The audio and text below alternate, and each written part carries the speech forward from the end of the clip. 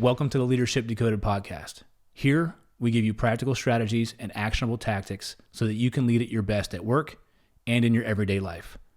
I'm your host, Dr. Will Ramey, a former U.S. Army officer and combat veteran, team development workshop facilitator, executive education adjunct professor, and leadership coach.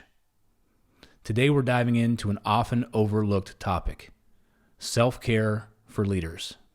As leaders, we go.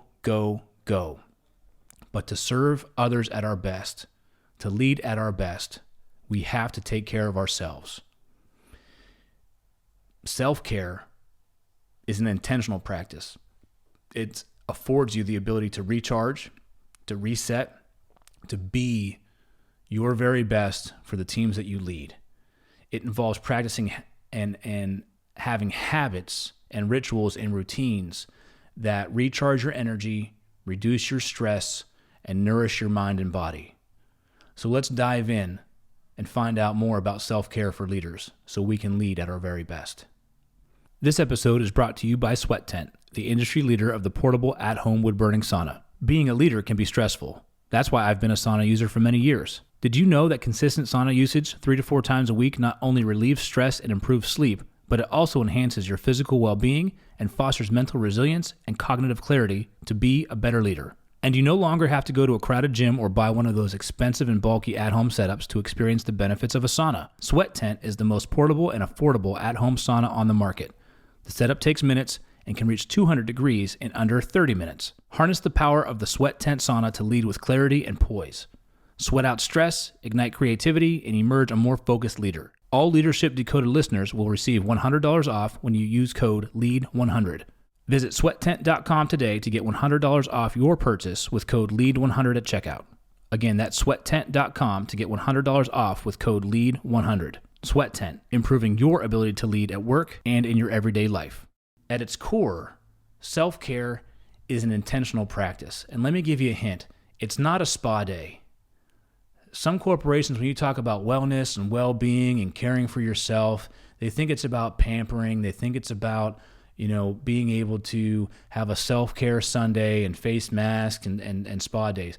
That is absolutely not what self-care is. And as a leader, being able to practice caring for yourself, there's ways that you can do this inside and outside of work.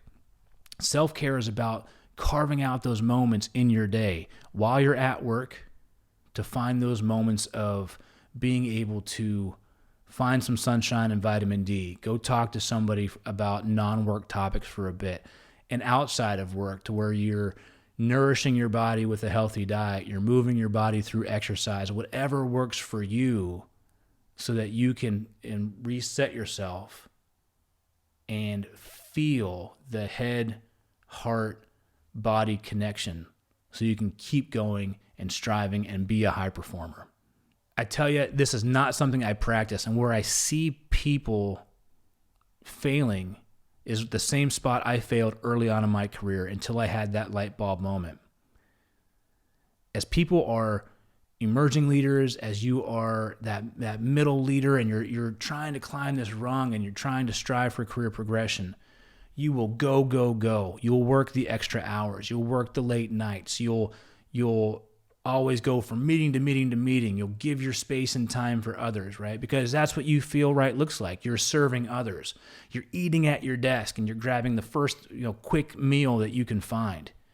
And what you're actually doing as you're running this race on this treadmill is you're starving your body of good nutrition.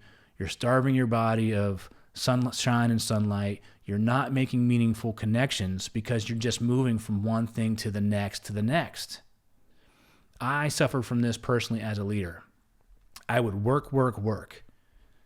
I would come home from work. I would drop my bag. My family's in the kitchen, cooking dinner, talking about their school day. And here I am on my phone answering one more email that I already answered or started the chain before I left the office. And when I left the office, I was 15 to 20 minutes late leaving the office. I'd come home, I'd check to see if there was any response to that or what else popped in.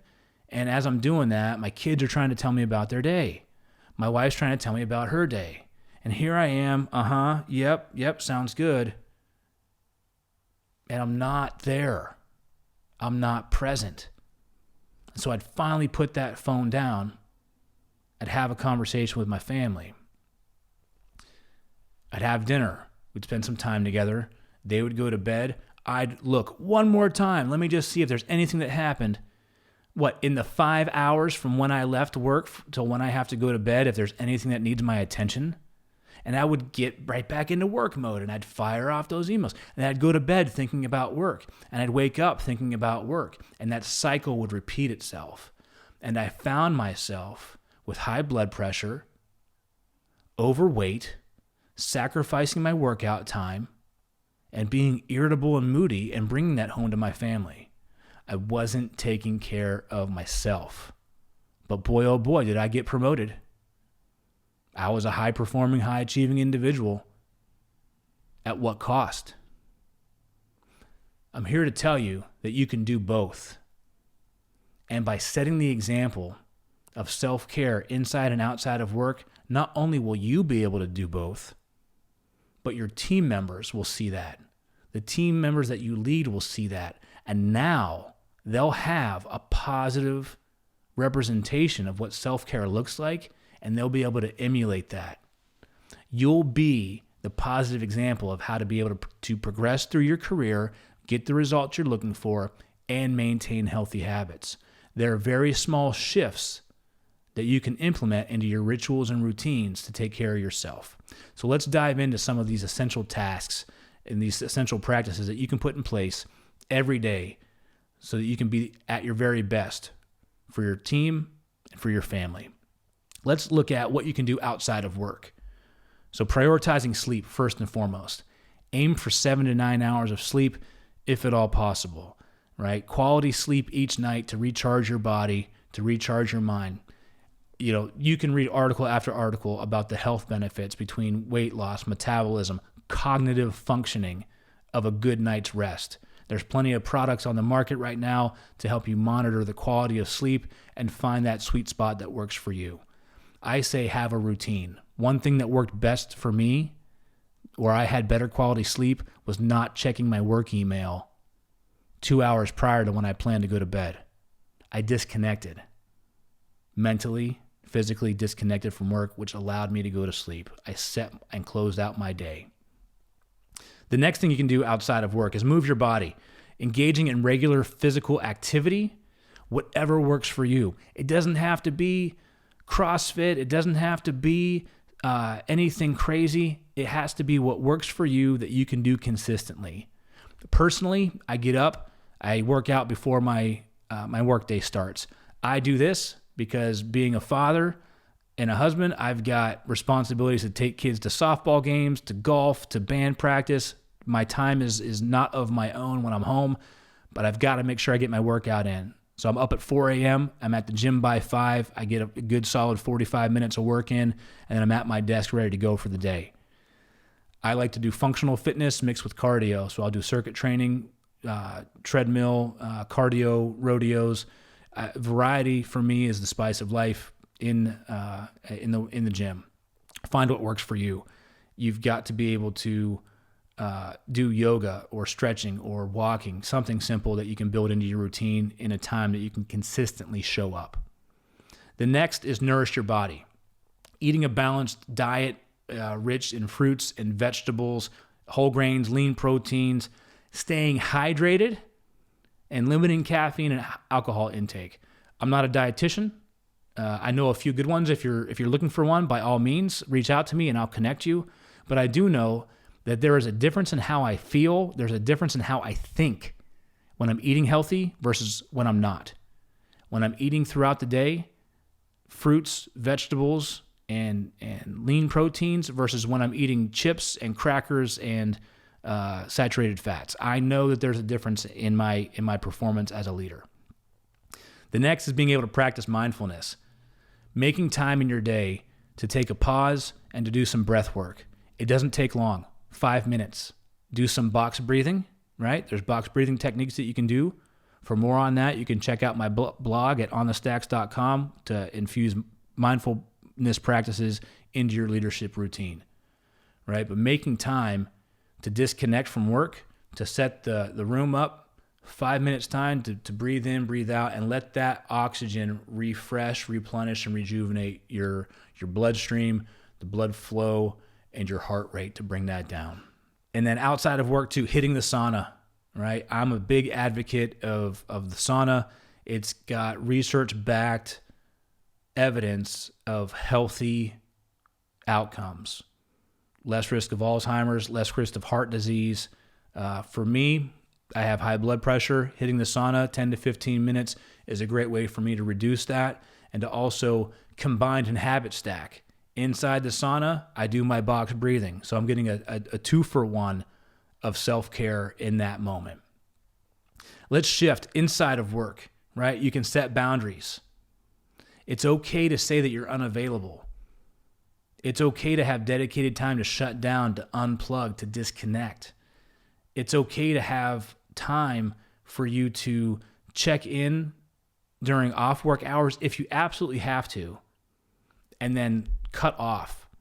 The key here is to make it a ritual and a routine. When can people expect to hear from you, expect to reach you, and more importantly, when do they know that you're unavailable?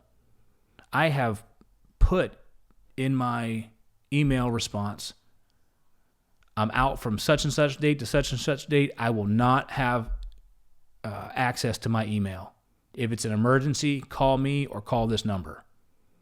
I've also seen good practices where people will put in their email response or in their signature block, in order to maintain a healthy balance of my between my work and my life, I will respond to you within 24 to 48 hours. That gives you that expectation, that gives you that breathing room, that gives you that boundary as a leader. And then people on the receiving end know when they expect to hear from you. The next inside of work is time management. You got to find a time management technique that works for you. For me, I like to make my to-do list before I leave work. I close out my day by setting myself up for the next day. That way I can, most of the time, leave work at work. So you have here's what needs to get done. Here's what I can delegate. Here's what I need to schedule to do at a later date, right? Your to-do, doing, done, work. There's a plethora of time management techniques and articles that you can read on that. Again, refer back to OnTheStacks.com, my blog. I had an article written on time management techniques. The key is find one that works for you. Make it a routine on how you block your time, how you schedule your day, and how you close out your day. That way you've got a plan and you're prepared for those unknowns that'll come up. And then the last thing you can do inside of work is connect with others. When you cultivate supportive relationships and you take time to go grab a coffee or a tea, herbal tea if you're limiting your caffeine, go grab some water, take a fresh air break, right? Just stand outside of your building if you work indoors, if you can get out for 5 or 10 minutes. If you can take a walk, take a walk.